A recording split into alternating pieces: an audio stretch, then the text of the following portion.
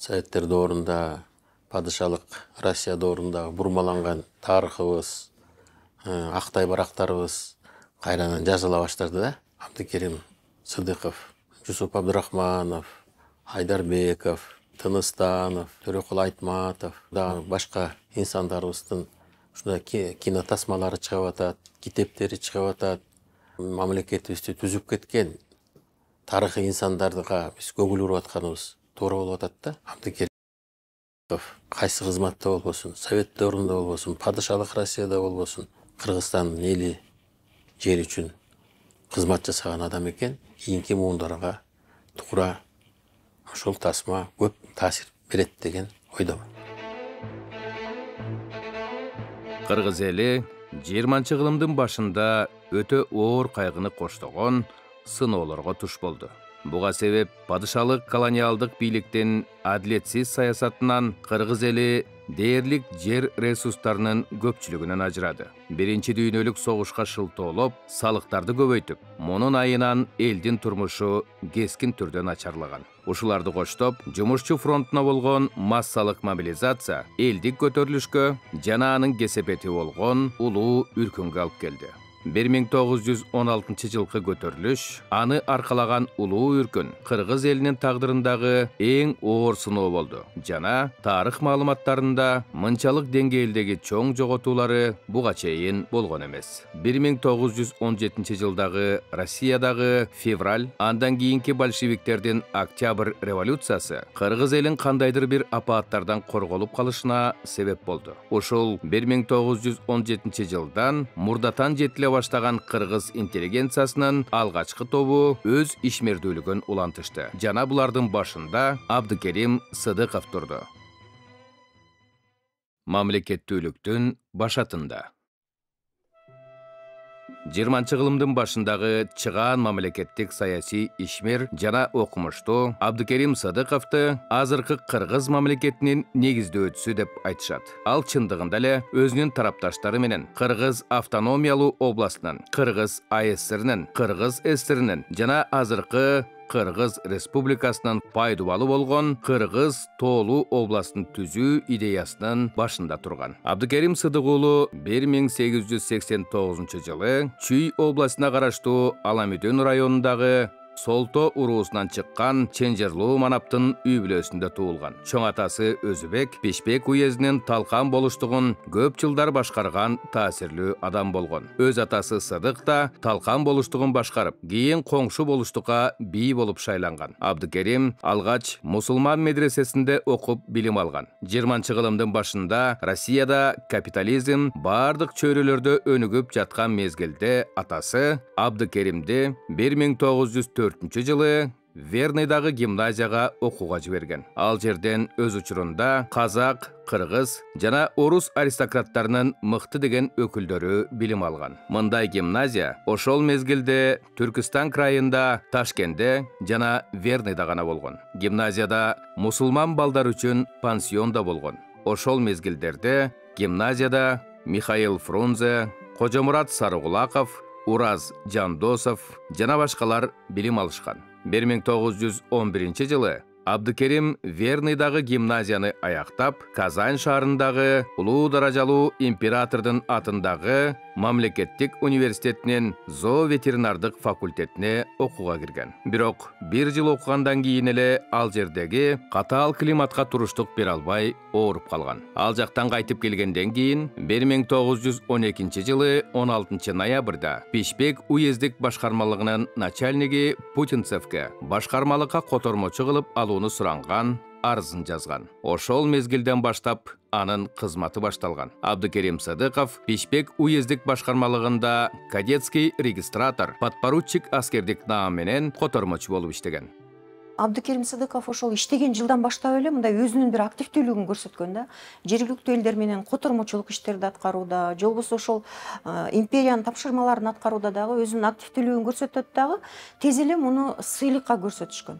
Империянын сыйлыгын алган. Дагы бир 2 жылдан кийин эле ал колледж регистратор деген дагы бир чин алган. Бул өзүнчө бир ошол мезгилдеги чиновниктердин чини катары эсептелген. Ошентип өзүнүн ишин улантып жаткан мезгилде баарыбызга белгилүү 1916 жылкы көтөрүлүш башталат. Көтөрүлүш башталганда бул албетте бул көтөрүлүшкө катышканга мүмкүнчүлүгү да болгон эмес, жетектөөгө деле мүмкүнчүлүгү болгон эмес башка инсандарга салыштырганда. Ушул көтөрүлүштө жергиликтүү баягы көтөрүлүштү басууда Рымшевичтин приказдарын которгондо так аткаргандыгы үчүн деген кийин ыйык Станислав 3-даражадагы орден менен сыйланган. Абдыкерим Сыдыковдун кийинки турмушунда, кийинки жашоосундагы бир мындай бир өкүттүү нерсе катары карасак болот да. Себеби ушунун артынан далай жолу мунун артынан арыздар жазылып, ушундай падышалык империяда иштеген, көтөрүлүштү басууга катышкан деген арыздар түшкөн. Бирок түздөн түз ошол көтөрүлүштү басууга катышкандыгы, же болбосо түздөн түз ошол жергиликтүү элди жок кылууга катышкандыгы жөнүндө документтер табылбагандык кызматка алышкан да. Бул совет бийлиги орногондон кийин. Эми ага чейинкисин айтсак, ошол 1917 баарыбызга белгилүү ушул падышалык бийлик кулап, февраль революциясы ишке ашат да. Анан бизде ушу Бишкекте эле убактылуу өкмөттүн өкүлчүлүгү түзүлөт. Убактылуу өкмөттүн өкүлүнүн жардамчысы болуп Абдыкерим Сыдыков шайланган. Абдыкерим Сыдыков, сообща с казахскими политиками того времени, Букихановым, Тынышпаевым, Дулатом, Абдулиным и многими другими, они создали партию «Алаш». Партия «Алаш» — это была единственная и первая светская партия либерального толка. Возникла в 1905 году на волне первой русской буржуазной революции. И просуществовала эта партия до 1920 года. Абдыкерим Сыдыков и его соратники примкнули к этой партии и создали в Бишкекском уезде в Кыргызстане филиал партии «Алаш». Киргизский филиал партии «Алаш» — это была кадровая партия, партия, где состояли личности. Не массы, а личности. Каждый человек из партии «Алаш» это был своего рода алмаз, изумруд. Образованный, имеющий большие таланты, творческие люди. Партия «Алаш», ее сеть была очень развита в Казахстане.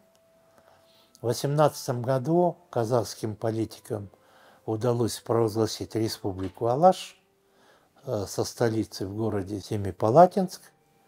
Этот город они переименовали в Алаш-Кала. Создали правительство Алаш-Орды, во главе которой стоял Алихан Букихан. Алихан Букиханов был близким другом Ишанала Рабаева и Абдыкерима Сыдыкова. И вот сообща с казахскими политиками, киргизские политики первоначально строили общетюркскую государственность. Идея была создать, объединить всех тюрков Туркестана в составе одного государства, которое назвали автономией Алаш. Советская большевистская пропаганда, она извратила и сфальсифицировала этот процесс, назвав его буржуазно-феодальным. Якобы казахские и киргизские аристократы, феодалы, хотят восстановить феодализм, построить феодальное государство и вывести автономию Алаш из состава Российской империи. Вот под таким соусом шла борьба с автономией Алаш и алашовцами. Алаш автономиясын жандандыралы деген пландар большевиктердин активдүү каршылыгынын натыйжасында ишке ашпай калган. Жана 1919 жылдын орто ченинде иш жүзүндө жашоосу токтоду. 1918 жылы декабрда Бишкек уездиндеги Беловодскийде көтөрүлүш башталды.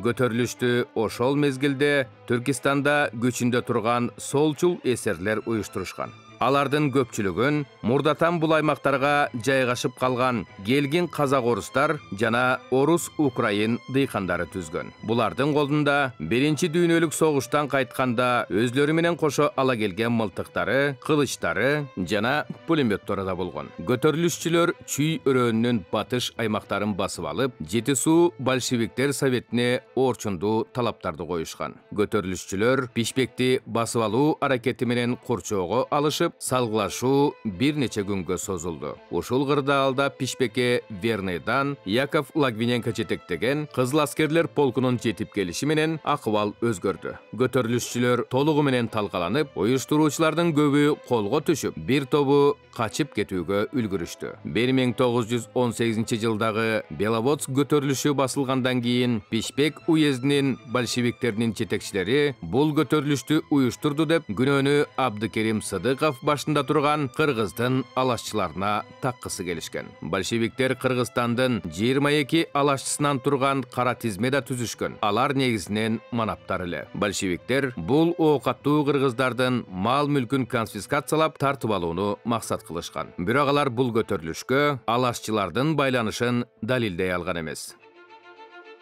Кокон автономиясы деп коебуз, Түркістан мухтарияты. Түркістан мухтарияты да түзүлгөндө бул дагы ошол бир демократиялык бир түзүм болгон да.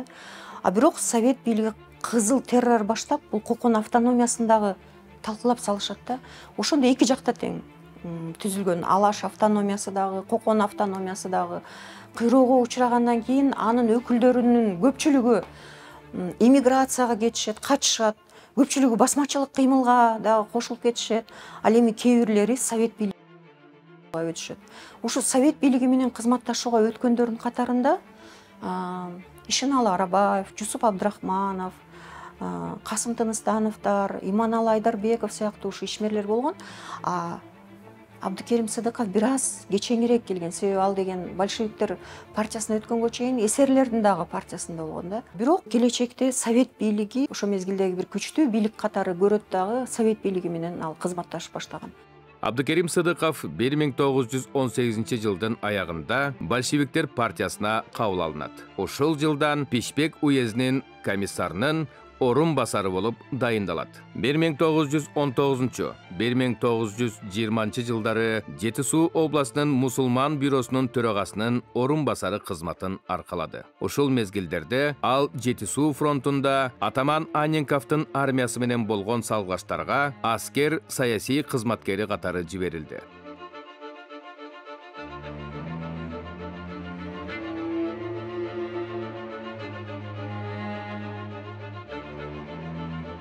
Абдыкерим Сыдыков 1920 нарында тутанган падыша армиясынын офицери Кирьянов, жергиликтүү бай фермер Бондарев жетектеген көтөрүлүштү басууга катышат. Көтөрүлүштү Синьцзяндагы ак гвардиячы генералдар тымызын даярдаган. Козголоң ат башы өрөөнүнөн башталып, жана 2000ден ашык мыкты куралданган атчандардан жана пулеметтор орнотулган бир нече тачанкалардан турган. Чүй өрөөнүн Бишкек шаарын басып алуу коркунучуна алып келген бул козголоң кызыл аскерлер тарабынан талкаланды жана Нарын козголоңу деген ат менен тарыхта калды. Абдыкерим Сыдыков ошол мезгилдеги, мурунку мезгилдеги манаптын үй бүлөсүнөн чыккандыктан бул адамдын табияты дагы башкача болгон да. Кыргыз элитасынын өкүлү катары карасак болот. Анын сабырдуулугу, анын көрөгөчтүгү, анын акылмандыгы. Анан бул 20-кылдын башындагы билим менен айкалышып, бир өзүнчө бир мындай бир чоң фигурага айланткан да. Бул ошо өзүнүн билими, өзүнүн жүрүм туруму менен өзүнүн айланасындагы адамдарды өзүнө тарткан. Ошондуктан ошол мезгилдеги интеллигенция өкүлдөрү көпчүлүк адамдар ушул Абдыкерим Сыдыковдун сөзүнө ишенишип, Абдыкерим Сыдыковду лидер катары көрүшкөн. Бийлик орногондон кийин Абдыкерим Сыдыков өзүнүн ишмердүүлүгүн андан ары уланткандагы ал учурда билебиз, ушу Жети суу областтык комитет, партиянын Жети суу областтык комитети. Ушулар көпчүлүк кыргыз интеллигенция өкүлдөрүн ишке тарта башташкан. Абдыкерим Сыдыков 1921-22 жылдары июльда Советтердин Жетису областык аткаруу комитетинин төрагасынын орун басары, кийин төрагасы болуп дайындалды. Жарандык согуш мезгилинен кийинки бүлгүнгө учураган өлкөнү экономикалык кризистен чыгаруу максаты менен Ленин тарабынан сунушталган жаңы экономикалык саясат кулачын жайды. Абдыкерим Сыдыков бул программанын маңызын жакшы түшүнгөн. Ошондуктан Жетису областында жаңы экономикалык саясатты жандандыруу аркылуу жумушчулар менен дыйкандардын мамилесин бекемдөөгө, алардын ортосундагы азык-түлүк жана өнөр жай товарларынын алмашуусун жөнгө салууга, мамлекеттик тапшырмалардын аткарылышын бир нукка келтирүүгө бир топ ийгиликтүү аракеттерди жасады.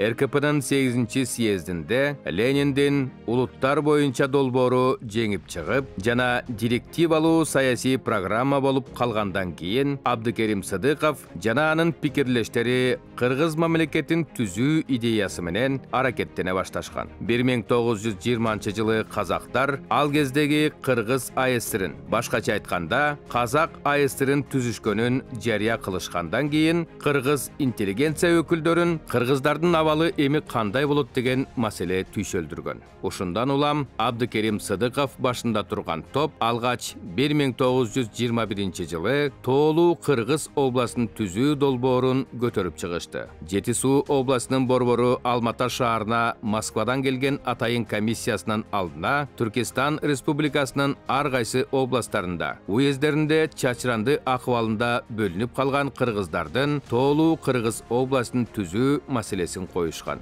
Абдыкерим Сыдыков носил партийный псевдоним Манас. Боролся за возрождение киргизской государственности не один.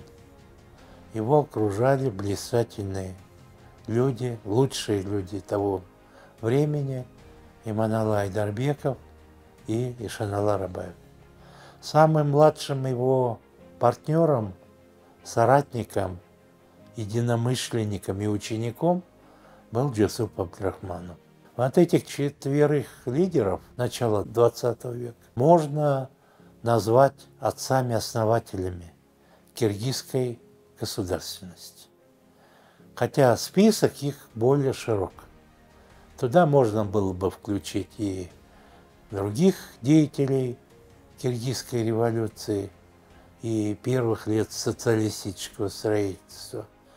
Это мог быть и Абдыкадыр Оразбеков, Төрөкул Айтматов, Баялы Исакеев, и Жайнак Садаев и многие другие политики, которые сообща, совместно строили киргизскую государственность. Тоолуу Кыргыз областын түзүү маселеси көтөрүлгөндөн 9 ай өткөндөн кийин 1922-жылы 25 мартта Түркистан Коммунистик партиясынын борбордук комитети төмөндөгүдөй чечим кабыл алат. Түркистан Республикасынын курамында Тоолуу Кыргыз областын уюштуруу жөнүндөгү жарлыктарды жарыялоо Түркистандын борбордук аткаруу комитетинин президиумуна тапшырылсын. Тоолуу Кыргыз областы Пишпек, Пржевальск, Нарын уездеринен жана Олиата уездинин Тоолуу участогунан түзүлөт. Фергананын кыргыздар жашаган тоолуу участкалары боюнча маселе Фергана өрөөнүндө басмачылык жоюлуп, тынчтык абалга өткөнгө чейин ачык калтырылат. Долбоор аткаруу бюросунун бекитүүсүнө киргизилсин. Жусуп Абдрахмановдун жазгандарына таянсак, Тоолуу областы түзүү маселеси Рахманкул Кудайкулов башында турган топтун каршылыгына туш болот. Алар съезди чакырууга жана Тоолуу Кыргыз областын түзүүгө каршы аракеттене башташат. Бирок акыры Абдыкерим Сыдыков Эшеналы Арабаевтардын тобунун активдүү аракеттеринен кийин зарыл болгон уюштуруу съездин өткөрүү белгиленет. 1922 жылы ушу 4-июнда 425 делегат катышкан бир чоң съезд болгон. Бирок бул жерде ар кандай көз караштар болгон. Абдыкерим Сыдыков чыгып сүйлөгөн, ушундай өзүнчө, өз алдынча мамлекет түзүү жөнүндө. Бирок Кудай Куловго окшогон, Бабахановго окшогон өкүлдөр булар бул долбоор туура эмес. Биз Казакстандын курамында болушубуз керек деген каттарды жөнөтүшкөн да борборго. Анын Сталинден телеграмма келген, телеграммада ким буга уруксат берди, анын курамын тактап бергиле деген маанидеги каттар телеграмма келген. Съезге катышкан 425 делегаттын 95% ушундай байманаттардын өкүлдөрү, калганыбыз ушуларга кызмат кыла турган карапайым элдин өкүлдөрү бир 5-6% деп эметишкен дагы тоолуу область түзүү долбоорун токтотуп коюшкан. Андан кийин ушул мезгилден баштап Абдыкерим Сыдыковдун турмушунда мындай кыйынчылыктар башталат да. Абдыкерим Сыдыковду, Эшеналы Арабаевди Кыргызстандын чегинде иштегенге болбойт деп буларды Түркістан борбордук аткаруу комитетинин карамагына жиберишет. Бирок ал мезгилде билесиздер, сабаттуу адамдар, же болбосо ушундай такшалган адамдар аз болгондуктан Түркістан борбордук аткаруу комитетинде дагы буларды пайдаланып башташат. Же болбосо кандайча пайдаланып, мындай кызмат берип башташат да. Бул комитетине келип, ал ички иштер эл комиссариатынын эл комиссарынын орун басары кызматын анда турат. Анан жылкы чарбасы, эл чарбасы деген атайын бөлүмдү да башкарат. Ишке жөндөмдүүлүгү, уюштуруучулугу ошол мезгилде эле көрүнүп турганда.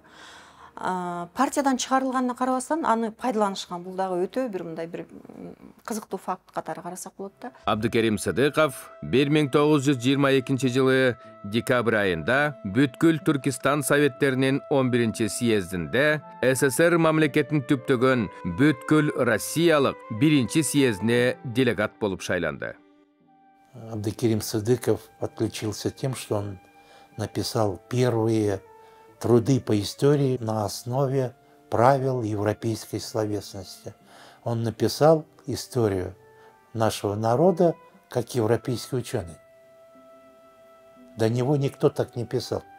Он же писал не только труды по истории, он писал труды по экономике, по географии, по сельскому хозяйству. То есть человек был энциклопедических знаний. Не только он выглядел шикарно, блестяще, как современный человек, как, скажем так, дворянин, как аристократ. Он еще обладал колоссальными знаниями. Но естественно, что такой человек не мог жить без идей. И вот одна из ключевых идей первой киргизской интеллигенции это было возрождение своей государственности. И 4 июня 1922 года в Бишкеке собралось 425 делегатов со всего Кыргызстана, которые провозгласили о создании Киргизской горной области, которая, ну вот, скажем так, вот нынешнее очертание, территориальное очертание Киргизской республики совпадает с географическим очертанием Киргизской горной.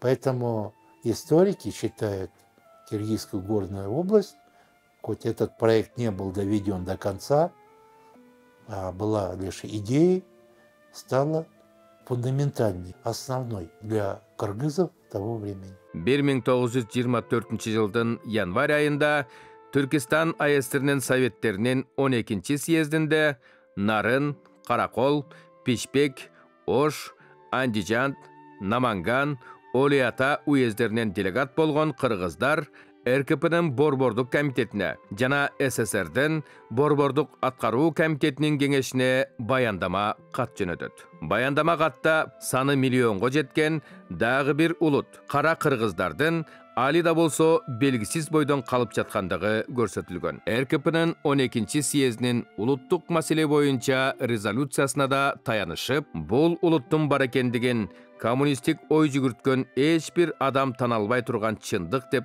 жазылат. Сыдыков, Айдарбеков, Арабаев, Абдрахманов – это были люди, которые имели собственное мнение. собственную позицию и собственные принципы, и которыми они дорожили, и ради которых они готовы были умереть. В принципе, так и произошло. Потому что были разные люди, которые не хотели бороться, не хотели сопротивляться, плыли по течению реки. Некоторые такие были политики в Кыргызстане.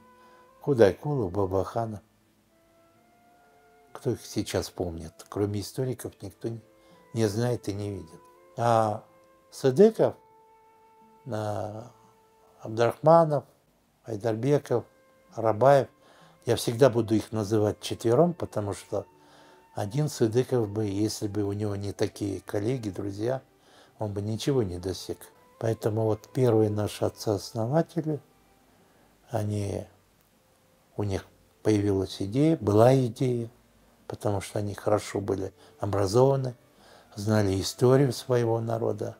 1924 жылы 14 октябрда СССРдин Борбордук аткаруу комитетинин кеңешинин экинчи сессиясында РСФСРдин курамында Кара-Кыргыз автономиялуу областын түзүү жөнүндө токтом кабыл алынды. Ушул токтомдун негизинде 1925 жылы 27-30 мартта Кара-Кыргыз автономиялуу областынын биринчи уюштуруу съездинде Кыргыз мамлекеттүүлүгүнүн түзүлүшүн мыйзамдуу түрдө бекитти. Бул иштер Абдыкерим Сыдыков башында турган алгачкы интеллигенция тобунун чоң аракети менен болгон. Алар абдан кооптуу, өтө эле опурталдуу, түйшүктүү, татаал идеяны ишке ашырышкан. Сыдыков бул учурда партиядан чыгарылган. Атылып кетүү коркунучу ар дайым бар болчу. Ушундай эле тагдыр Иманалы Айдарбековда, Эшеналы Арабаевда, Жусуп Абдрахмановда да болгон. Бирок мына ушундай акыбалда өлтүрүп жок кылып коет деген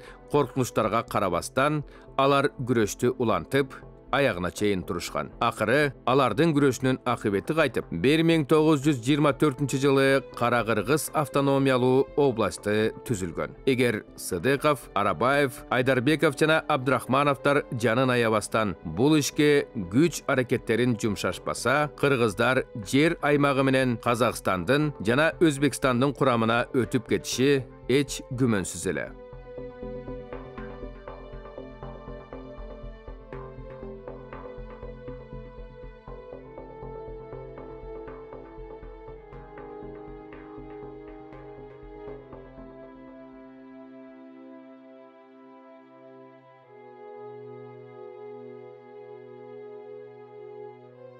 Айдарбеков, его старший друг и соратник, они были даже родственниками в какой-то мере. Он 16 лет учился в учебных заведениях Российской империи, поэтому он был один из самых грамотных политиков того времени, который к тому времени уже имел большой послужной список. Он был председателем Бишкекского совдепа уездного, а потом, после того, как Абдыкерим Сыдыков был сослан в Ташкент за попытку образования Киргизской горной области, и тогда на место Сыдыкова, на должность председателя Семиреченского облисполкома пришел Иманалы Айдарбеков. То есть он имел большой опыт. Поэтому первый из соратников Абдыкерима Сыдыкова, который возглавил нашу республику. Но недолго. Он всего лишь руководил полгода, потом его отправили в отставку по причине байманапского происхождения. 1925 жылы мартта Ревком Борбордук аткаруу комитети деп өзгөрүп, төрагалыгына жумушчу жана дыйкан табынын өкүлү Абдыкадыр Орозбеков дайындалган. Ошол мезгилде республиканын түштүк аймактарында басмачылык кыймылдан улам токтоп калган өтө оорчундуу маселе болгон жер суу реформасын ишке ашыруу ушул инсандын жетекчилиги менен болду. Абдыкадыр Орозбеков Борбордук аткаруу комитетинин төрагасы болуп, Бул жогорку башкаруу органын 1937 жылга чейин жетектеген. Жусуп Абдрахманов Кыргыз АСРнин эл комиссарлар советинин биринчи төрагасы.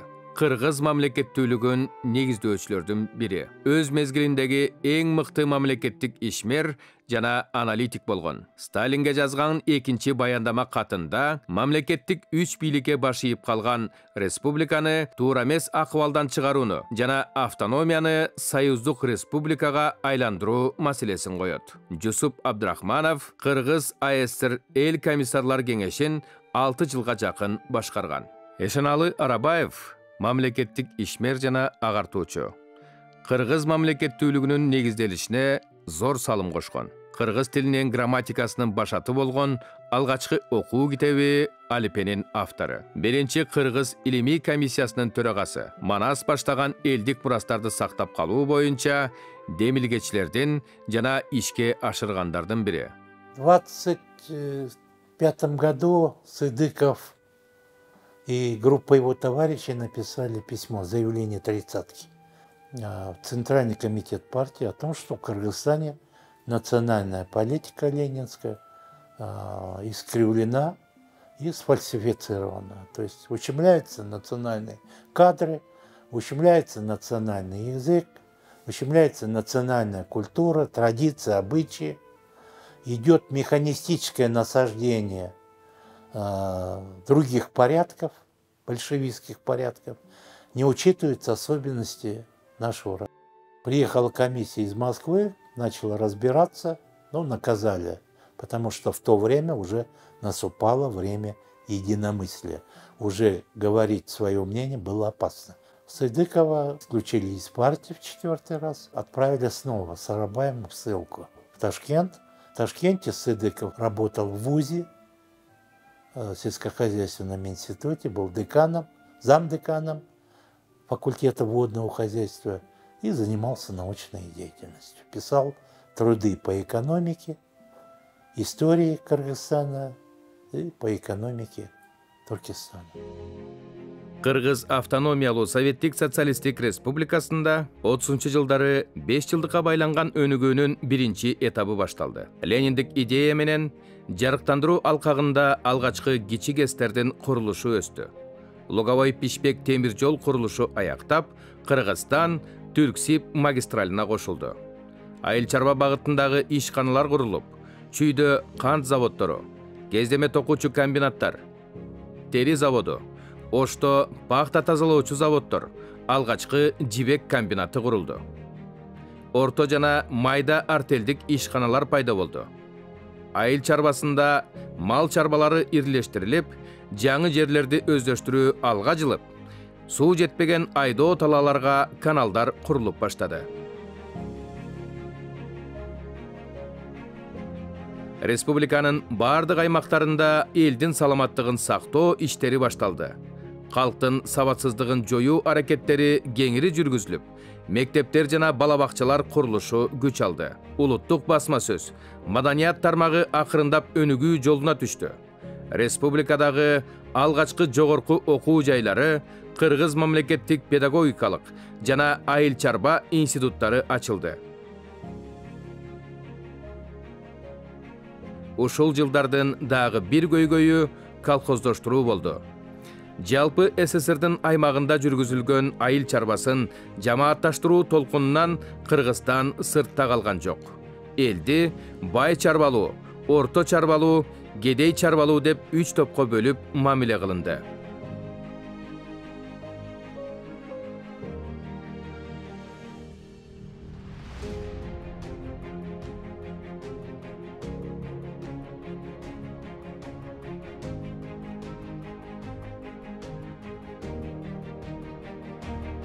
Миңдеген адамдар кулакка тартылып, мал мүлкү конфискацияланып, өзлөрү үй бүлөсү менен Россиянын, Украинанын аймактарына күч менен сүргүнгө айдалды.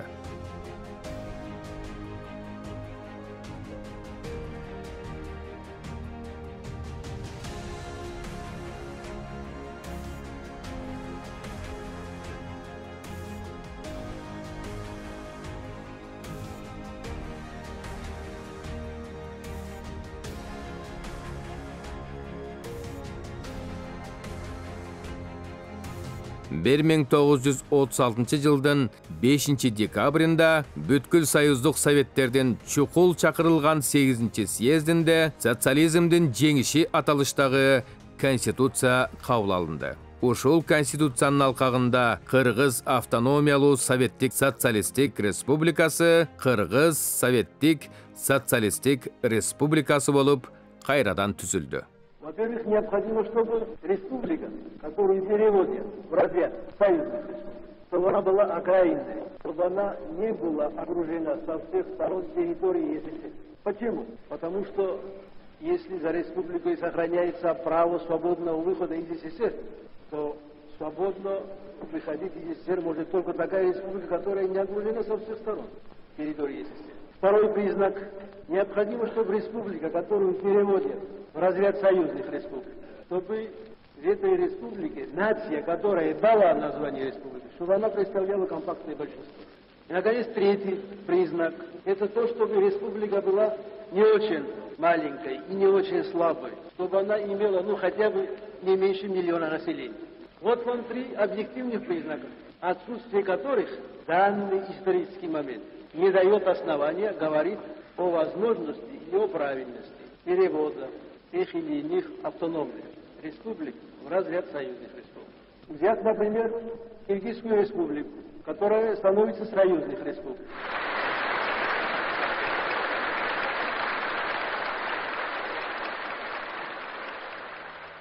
Абдыкерим Сыдыков 1932 жылга чейин Ташкентте иштеп турат дагы, анан 32 жылы Жусуп Абдрахманов, Баял Исакеевтер мамлекеттик пландын төрагасынын орун басары кызматына чакырышат. Бирок келгенден кийин баарыбыз билгендей 1 жылдан кийин эле ушул саясий репрессия башталган. Алгачкыларынан болуп Ишеналы Арабаев, Абдыкерим Сыдыков, Жусуп Абдрахмановдор ушу 33 жылы кызматтан четтетилип түрмөгө отургузулуп баштайт. Абдыкерим Сыдыковдун жолсу жалпы эле ушул кыргыз интеллигенциянын эң трагедиялуу учурлары деп айтсак болот. Социал Туран партиясын негиздеген деген күнөө коюлат да. Социал Туран партиясынын түзүлүш жөнүндө бүгүнкү күндө изилдөөчүлөрдүн, окумуштуулардын арасында эки ача пикир өкүм сүрөт. Мисалы, айрым изилдөөчүлөр бул Социал Туран партиясы ойдон чыгарылган деп айтышат, айрым мифтик партия, айрым окумуштуулар чынында болгон деп айтышат. Социал Туран партиясы жөнүндө мисалы Жусуп Абдрахмановдун күндөлүгүндө же бир башка эскерүүлөрдө бир да жерде азырынча мындай кездеше элек. Ал эми Социал Туран партиясынын программасы, манифест жазылган деп айтылып, бул ошол учурдагы тергөөчүлөрдүн гана колу коюлган документтерде кездешет да. Эмнеси болсо дагы ушундай шылтоолор менен Жусуп Абдрахманов, ошол Абдыкерим Сыдыков, Айдарбеков, Ишеналы Арабаев, Абдыкадыр Орозбеков дегиле баш көтөргөн кыргыздын улуттук интеллигенция өкүлдөрүнүн бардыгы тең атууга кеткен. Абдыкерим Сыдыков 1920 жылдардагы Орта Азиядагы эң күчтүү саясий ишмерлердин бири. Кыргыз элинин чыгаан уулу, чыныгы улуттук лидери, таланттуу жана акылман саясий ишмер, окумуштуу. Ал бүткүл күч аракетин, дараметин Кыргызстандын жаркын келечегине арнаган. Абдыкерим Сыдыков 49 жашында атылган. Ошол жашына чейин ал көп иштерди аткарып үлгүргөн. Абдыкерим Сыдыковду камакка алардан бир аз мурда Ташкентте уулду болуп, атын Эрк деп койгон. Чечмелегенде бул эркин Кыргызстан дегенди билдирет. Кыргызстандын эркиндиги анын өмүрлүк саясий максаты болгон. Бул максатына ал толук жете албай калды. Бирок азыркы бүгүнкү күндөгү Кыргызстандын жетишкен эгемендиги жана эл аралык таанылышы Абдыкерим Сыдыковдун аракетинин жана ой максаттарынын натыйжасы деп айтсак болот. Тарыхыбызда Кыргыздын алгачкы интеллигенциясы, саясий элитасы өзүнүн мекени, эли үчүн зор кыйынчылыктарды башынан өткөрдү. Өзүнүн мамлекети үчүн жанын аябастан аракеттенип, жаш кездеринде өлтүрүлүшкөн. Алар Кыргызстандын азыркы жарандары жана саясатчылар үчүн мекенге, өзүнүн элине кызмат кылуунун үлгүсү жана өрнөк. Кыргыздар үчүн мамлекетин түптөп берген аталарыбызды эч качан унутпашыбыз керек. Ошол инсандардын эмгегинин жыйынтыгы менен биз азыр өз үйүбүздө, өз жерибизде жашап жатабыз.